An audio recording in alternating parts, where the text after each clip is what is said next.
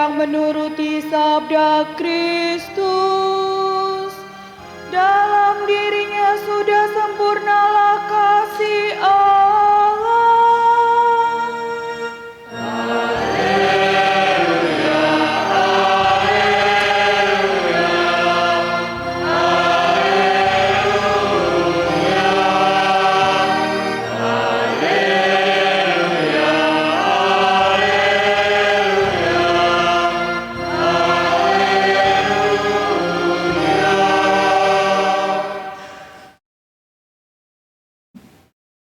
Tuhan bersamamu.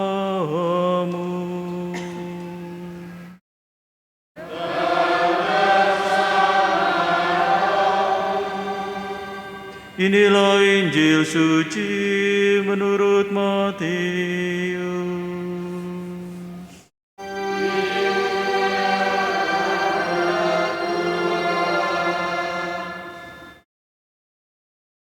Dalam khotbah di bukit, Yesus berkata kepada murid-muridnya, "Kamu telah mendengar yang difirmankan, mata ganti mata dan gigi ganti gigi.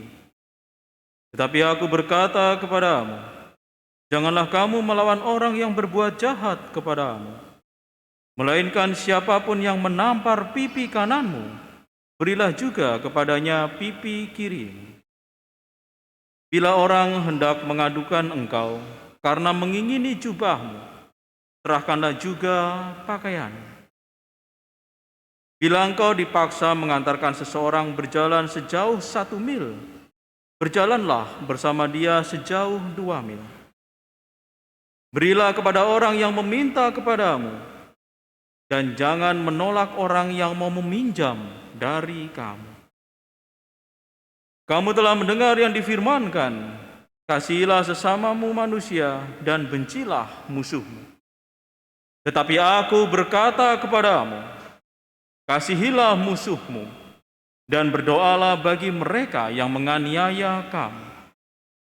Karena dengan demikian, kamu menjadi anak-anak Bapamu yang di surga, yang menerbitkan matahari bagi orang yang jahat dan orang yang baik, yang menurunkan hujan bagi orang yang benar dan bagi orang yang tidak benar.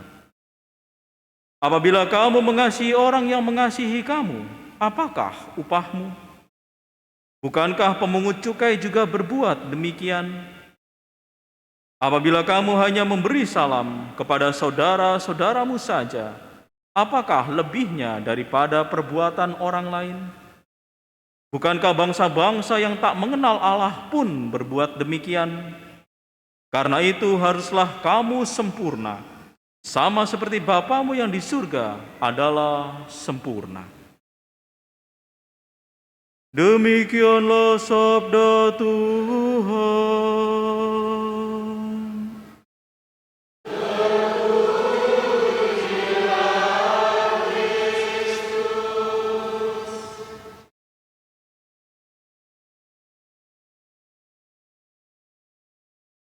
Saudara-saudari yang terkasih, dalam homili kali ini kita akan mendengarkan surat Gembala dari Bapak Uskup kita, Gembala Keuskupan Surabaya. Surat Gembala Prapaskah 2023 bagi umat Katolik Keuskupan Surabaya. Pertobatan dalam keluarga. Saudara-saudari umat Allah di Keuskupan Surabaya yang terkasih, hari Rabu tanggal 22 Februari 2023 adalah hari Rabu Abu. Rabu Abu menandai awal masa Prapaskah yang berlangsung sampai Jumat Agung atau Jumat Sengsara dan Wafat Tuhan, 7 April 2023. Masa Prapaskah merupakan masa tobat, masa puasa, masa penuh rahmat, masa merefleksikan perjalanan hidup dan memperbaiki diri sebagai murid Kristus, agar semakin dewasa dalam iman kepada Tuhan. Pada masa Prapaskah ini, secara khusus kita diberi kesempatan untuk semakin membuka diri kepada Tuhan, Dengan ketekunan kita dalam doa-doa dan merayakan Ekaristi, semakin akan kita rasakan betapa besar kasih Allah dalam kehidupan kita. Pada tahun ini fokus pastoral kita adalah keluarga. Memang membicarakan keluarga ini tidak akan ada habisnya. Banyak dimensi yang menyertainya.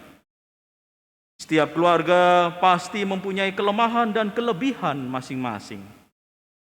Ada yang berjalan dengan rukun, saling mengerti, yang menimbulkan kebahagiaan dan sukacita. Namun ada juga yang berjalan dalam ketegangan, kecemasan, saling memelihara ego masing-masing, yang menimbulkan terhambatnya relasi, bahkan perpecahan. Pertobatan dalam arti ini adalah upaya mewujudkan keharmonisan, kerukunan, serta kebahagiaan dalam keluarga, seperti diajarkan oleh Tuhan dan gereja. Seperti yang pertama, mengaktualkan cinta dan kesetiaan suami istri. Cinta dan kesetiaan dalam perkawinan saling terkait satu dengan yang lain. Tanpa cinta, kesetiaan tidak akan ada. Sebaliknya, tanpa kesetiaan, cinta akan terasa hampa. Ketika dalam keluarga, cinta dan kesetiaan tidak dijaga, maka cinta itu lama-lama akan menjadi pahit karena cinta pernah menyakiti mereka. Berbeda bila keluarga itu menjaga cinta kasih dan kesetiaan, maka keluarga itu akan kepenuhan kasih. Karena pada hakikatnya Allah menciptakan manusia untuk saling mencintai, seraya menciptakan umat manusia menurut gambarnya sendiri dan tiada hentinya melestarikan keberadaannya. Allah menggoreskan dalam kodrat manusiawi, pria maupun wanita, dan karena itu juga kemampuan serta tanggung jawab untuk mengasihi dan hidup dalam persekutuan. Oleh karena itu, cinta kasih merupakan panggilan yang sangat mendasar bagi setiap manusia dan sudah tertera dalam kodratnya. Oleh sebab itu, hendaknya setiap hari orang tua selalu bertanya, sudahkah hari ini aku menjadi tanda cinta kasih dan kesetiaan Tuhan kepada anak-anak? Demikian juga sebaliknya, anak-anak bertanya, sudahkah menjadi tanda kasih dan kesetiaan bagi orang tua? Kemudian mereka dalam satu keluarga merenungkan, sudahkah kami menjadi tanda kasih dan kesetiaan bagi orang lain? Yang kedua, orang tua sebagai pewaris iman. Keluarga adalah tempat pertama bagi anak-anak untuk menerima pendidikan iman dan mewujudkannya. Dikatakan bahwa tujuan pendidikan dalam arti sesungguhnya yaitu mencapai pembentukan pribadi manusia dalam perspektif tujuan terakhirnya dan demi kesejahteraan kelompok-kelompok masyarakat, di mana sebagai manusia ia adalah anggotanya. Maka pendidikan anak secara umum harus mengarah kepada pembentukan pribadi manusia secara utuh. Konsili Vatikan II Gravissimum Educationis. Berdasarkan dokumen tersebut, kita sebagai umat Katolik perlu memahami bahwa keluarga adalah tempat sekolah iman, karena merupakan tempat pertama dan utama bagi anak untuk belajar mengenai iman. Sebagai orang tua hendaknya menyiapkan dan memberikan bekal iman kepada anak-anaknya. Bekal rohani, iman yang hidup, juga kasih, sikap hati, dan hal lain yang mendukung nilai Kristiani yang menentukan kehidupan anak di masa yang akan datang. Apabila orang tua mampu membangun dasar iman yang kokoh, anak tidak akan ragu, tidak akan goyah, ketika mereka mendapat godaan dan serangan dari luar. Panggilan hidup Kristiani itu sakral, karena dalam keluarga berlangsunglah bukan semata-mata penerusan keturunan, tetapi juga pewarisan ajaran iman orang tua kepada anak dan cucu-cucu. Santo Yakobus dalam suratnya menuliskan, iman tanpa perbuatan pada hakikatnya adalah mati. Wujud nyata penghayatan iman akan nampak pada relasi, baik internal dalam keluarga maupun keluarga dalam masyarakat. Iman seseorang dapat berkembang penuh hanya melalui kebersamaan dengan orang lain. Maka yang perlu dihayati adalah bahwa orang tua merupakan pewaris iman kepada anak-anak mereka. Dua hal itu sangat mendasar dalam panggilan hidup berkeluarga. Umat Allah di Keuskupan Surabaya yang terkasih, hari ini kita merayakan hari Minggu Biasa yang ke-7. Bila kita merenungkan bacaan hari ini, terutama bacaan Injil dan bacaan pertama, sungguh indah, meskipun kita sering berpikir, apakah hal itu mungkin? Sabda Tuhan tertulis dalam Imamat bab 19 ayat 2, dan juga Matius 5 ayat 38 sampai 48. Di Imamat 19 ayat 2 dikatakan, "Kuduslah kamu, sebab aku Tuhan Allahmu kudus." Sementara di Matius bab 5 ayat 48 dikatakan, "Haruslah kamu sempurna, sama seperti Bapamu yang di surga adalah sempurna." Sebagaimana Allah Bapa yang adalah kudus dan sempurna, demikian juga panggilan kita sebagai umat-Nya menjadi kudus dan sempurna. Hal ini sebagai murid-murid Kristus sangat mungkin. Dan memang harus demikianlah. Sebab ini adalah panggilan kita sebagai umat Tuhan, bahwa kita adalah segambar dengan Allah. Hidup sama seperti Kristus. Demikianlah dalam membangun keluarga semakin hari semakin menjadi sempurna. Semakin rukun, semakin saling bisa membahagiakan pasangan hidup. Bahkan tugas kita bukan hanya di dalam keluarga, tetapi juga semua orang. Karena keselamatan yang ditawarkan oleh Tuhan Yesus bukan hanya untuk diri kita sendiri, tetapi juga untuk orang lain. Kristus yang datang ke dunia untuk keselamatan semua orang. Kesaksian hidup keluarga-keluarga Katolik yang sesuai dengan ajaran Injil akan mempengaruhi keluarga lain siapapun mereka. Kita mengupayakan hidup yang terbaik dalam keluarga seperti dicita-citakan dan diajarkan oleh gereja. Namun kenyataan perjuangan itu tidak mudah. Pasti ada hambatan dan rintangan. Tetapi gereja adalah ibu yang akan membantu kita. Gereja adalah ibu dan guru, mater et magistra. Bagi keluarga Katolik, sebagai ibu, gereja memberikan bantuan dan asuhan bagi keluarga dalam perjuangan hidupnya, terutama dalam menghadapi berbagai problematika. Ketika ada masalah keluarga, gereja sebagai ibu dan guru bagi keluarga mencoba menawarkan pemecahan-pemecahan yang ditangani oleh para pastor dan timnya, utamanya di paroki masing-masing.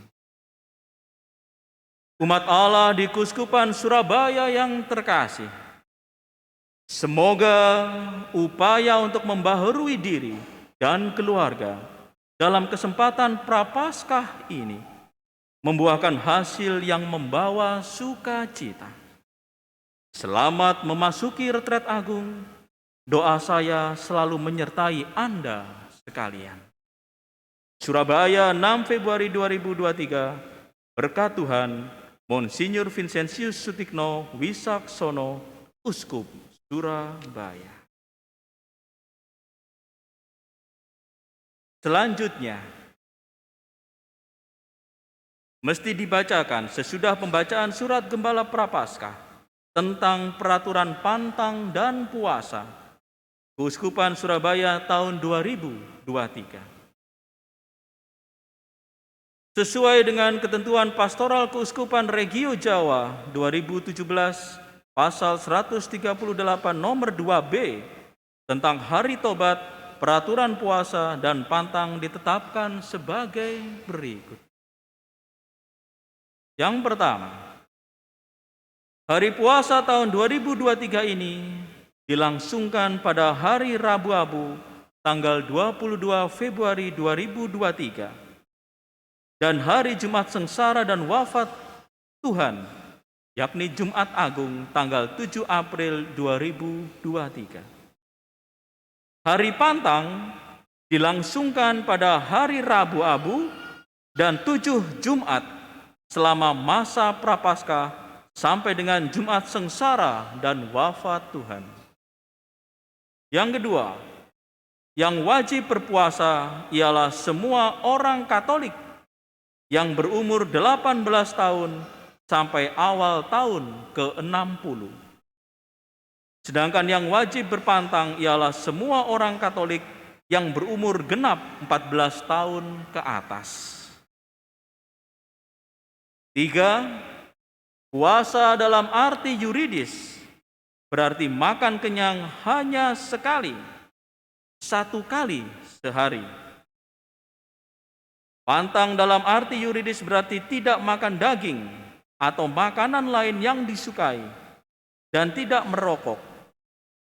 Berhubung peraturan puasa dan pantang cukup ringan, maka sebaiknya agar secara pribadi atau bersama-sama dalam keluarga, biara, pastoran, lingkungan, seminari menyepakati cara puasa dan pantang yang dirasa lebih sesuai dengan semangat tobat dan mati raga yang mau dinyatakan. Hendaknya diusahakan agar setiap orang beriman Kristiani, baik secara pribadi maupun bersama-sama, mengusahakan hidup rohani, misalnya dengan rekoleksi, retret, latihan rohani, tekun dalam ibadat jalan salib, meditasi, pengakuan dosa, adorasi, dan tekun mendalami materi APP. 5. Salah satu ungkapan tobat ialah aksi puasa pembangunan yang diharapkan mempunyai nilai pembaharuan pribadi dan nilai solidaritas tingkat lingkungan, paroki, keuskupan, dan nasional. Hendaknya di setiap paroki berdasarkan masukan dari lingkungan mengadakan kegiatan sosial konkret yang membantu masyarakat, misalnya donor darah, pasar murah, dan lain-lain. Hasil pengumpulan dana selama masa Prapaskah hendaknya selekas mungkin diserahkan kepada panitia aksi puasa pembangunan Keuskupan Surabaya, paling lambat pada tanggal 10 Mei 2023. Berkat Tuhan, Monsinyur Vincentius Sutikno Wisaksono, Uskup Surabaya.